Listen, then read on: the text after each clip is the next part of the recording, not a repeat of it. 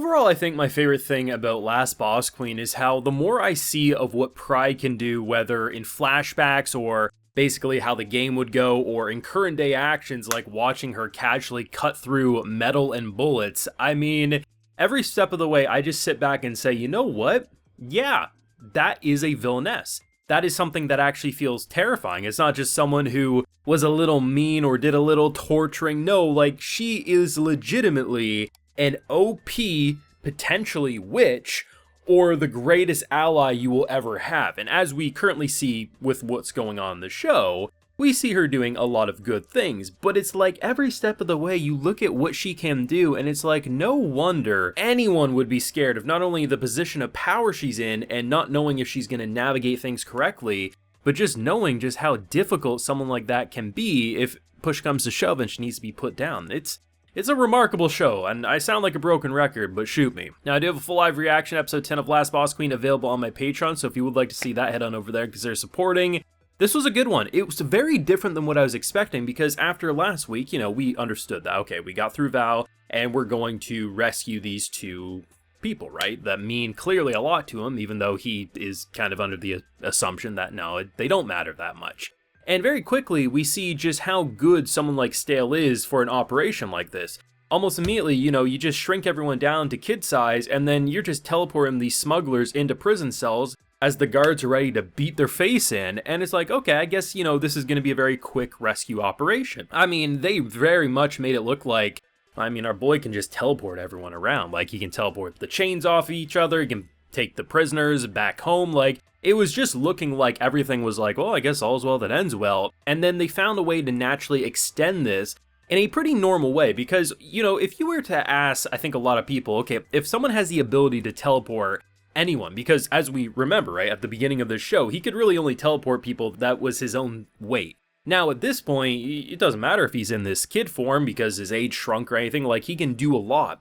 And the idea that, while yes, it's very good for rescuing, it doesn't just immediately solve the issue. And as we see, by the end, we're dealing with someone who seemingly was manipulating that chain with his own special ability. I mean, at first I thought he was just kind of wearing it as some sort of bling, and I was like, doesn't look that great, but whatever, smugglers do their things. But at one point we see literally the chain kind of wrapped around someone's neck as he's kind of like levitating up. So yeah, he definitely had an ability there for sure. But it was cool because they added in a very surprising addition that I don't think anyone probably saw coming, because I think we all walk in looking as like, oh, this is going to be about Val and, these kids that we're trying to save. And yeah, we do get moments with them and they're worth discussing for sure. But the idea of Powell, and just like, at first I was like, oh, this person's like a human nightlight, just like radiating glowing energy. And then we see just how much it takes out of our boy, because what's interesting is that in a world where you could have special abilities, you would think it's reasonable to expect that there's some abilities that would make even the user themselves scared,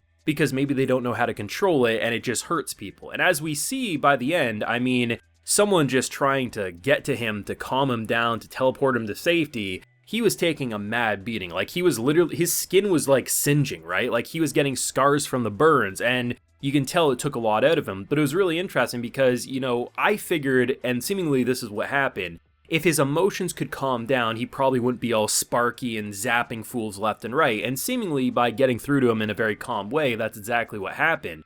But it's interesting, right? Because a character like that, you could easily see having moments where someone like Stale, is trying his best because he knows what Pride did for someone like himself, right? And there very well could be a point where it's like he feels like he's safe, he's secure, he's not going to lash out anymore, and maybe he accidentally zaps a mother in the market or something. And there's a lot of drama that could happen with a character like that, and I'd be interested to see where they would take that, because I wasn't expecting this character, and honestly, probably was my favorite part of the episode overall, because we really just see the determination and will and strength, because it's not just like, oh, it's like a little sparky, a little zap here and there. No, like, you were literally seeing steam, like he was a Titan shifter in Attack on Titan coming off of his skin. And every step of the way, man, like, he was taking a beating for that. And as we see, that causes him to kind of get kidnapped, and then we get the big old fight. And the fight was pretty cool because at first, we pretty much start the fight off with someone getting shot in the arm, and then it just, our boy Arthur comes in, he's slicing and dicing,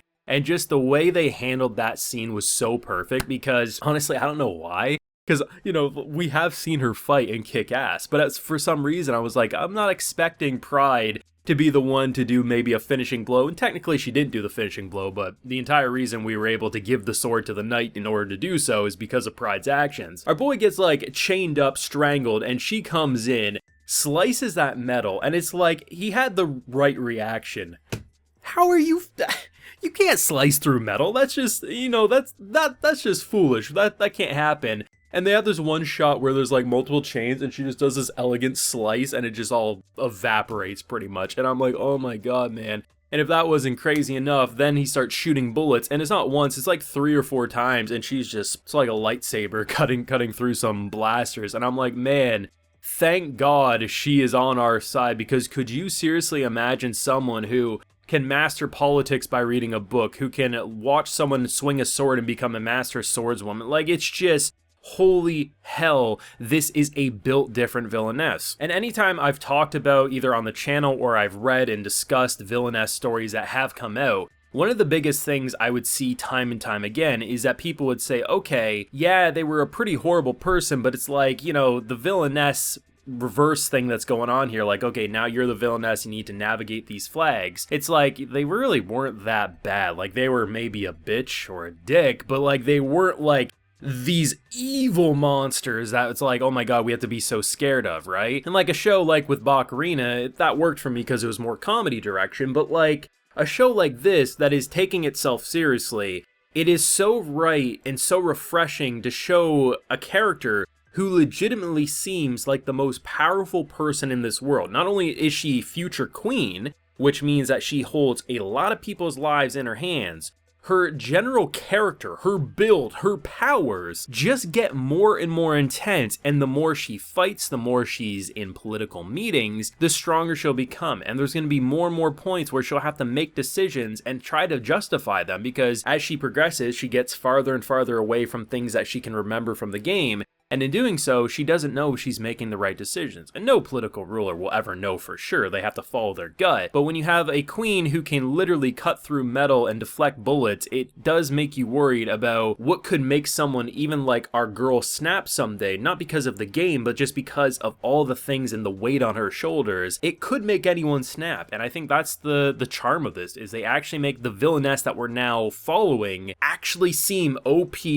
end boss level, that is like, damn, like, hell, I'd want to play this villainess game because it's actually legitimately interesting. Now, of course, those are my feelings. You know I've been loving this show, and I'm so glad we still got a few more episodes to watch of this greatness. Let me know what you thought, especially because I think this episode went in a very different direction than you probably were thinking, but you can let me know down below. Leave a like if you enjoyed, subscribe if you're new around here, of course, ring that bell so you can get notified when I upload more videos to the channel, and like I mentioned, we do have a full live reaction to today's episode available on my Patreon. And hey, while you're there, you'll also get a video shout-out like Don, Dothith's Grunt, Doubles, Dude Guy Man, Diarch Lord, and Dietrich Savant are getting today. So I appreciate the support, everyone. Please take care and have a good one.